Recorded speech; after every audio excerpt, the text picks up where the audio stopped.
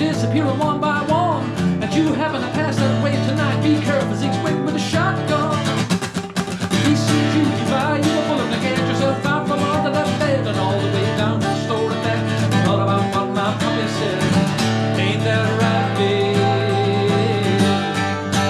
Mama said yeah. Gotta reach out and take what you wanna get. Don't let go no matter what. Them don't take more than you really need. You will get along just fine and ain't that right, babe? Mama said yeah. Ain't that right, babe? Mama said yeah.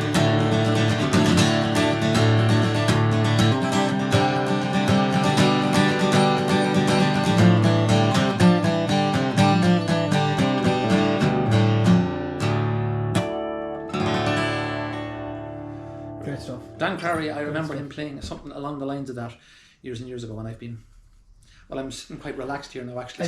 I presume that when you're doing the gig, you're going to give the audience a bit of a journey or an introduction to some Sure. of these songs, because Yeah. I think as you introduced that song there, you know, it's nice to have a little bit of background to some of these songs as well, because there's so much attached to them. It's not just a song or whatever it is. There's a lot of background to Yes. it and gives you a different appreciation to it.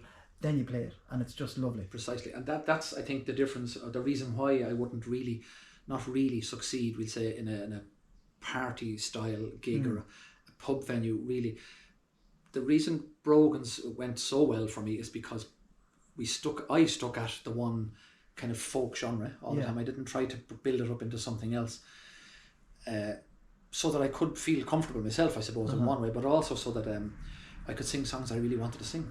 Do you know what I mean? Yeah. I didn't do it consciously, it just happened that way. So what you're saying about the gig, the one that's coming up now in the Solstice, people might not ever hear a song like that because it wouldn't be on the radio and it wouldn't be popular. And that's the whole point for me. The poetic side of me, the side that loves words, loves the story in that song. Yeah. You know, I'm not really about the guitar and stuff. It's more of a rhythm. Yeah.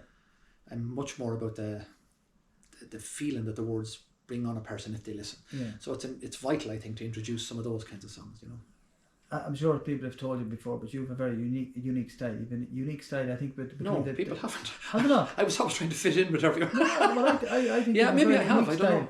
style. Your way of singing is unique. You're not trying to sing it like anybody else. No, I don't no. think you're trying to sing it. Whereas I'll do a song and sometimes I might try and sing it the same as the original or whatever it is. But you just seem to be it's fucking Gerry Tully. I'm trying to be myself, but that's the whole thing I'm telling you since the 80s. Yeah. It's a battle to become me. Even though I'm using songs that don't belong, weren't written by me, I've been singing them because the message that's in them. Some of the Tom Waits songs and the Neil Young songs and that. Yeah. I feel that I have an ownership of them within myself. They're a part of me. Do you know what I mean? Even if I stop singing them, they're in there, and it's like you know yourself what I'm talking about. When you look in the mirror in the morning and say good morning to yourself, well, that's the same kind of thing that I feel with some of these songs. I'm so long at them. Yeah. And I love adding songs to them, but I'm very picky. Would you mind giving us a little bar of a Neil Young song? Certainly, no Maybe problem just at a all. small little bit of it, something. Yeah, we could do anything we could do. Whatever pops into.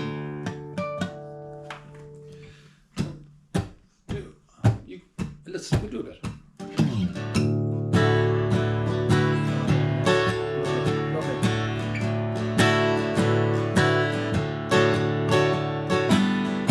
Come a little bit closer, hear what I have to say.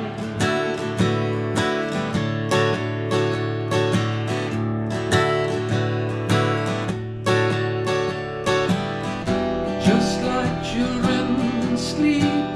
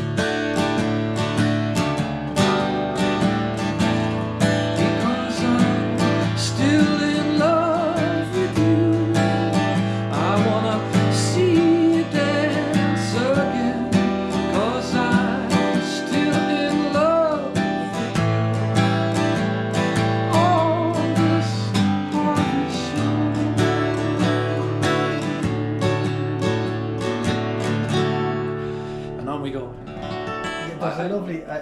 What is it? That kind of negative sound that's in the bass. Is it? It's a drop. It's a drop D. It's standard tuning all the way apart from the D. Some people call it. It's a Paul Brady style. Lots of people use it. Yeah. So that note there. Just lovely sound. It just has that. depth. That just big abyss sound from the. Yes. You know, just drops into a big hole of.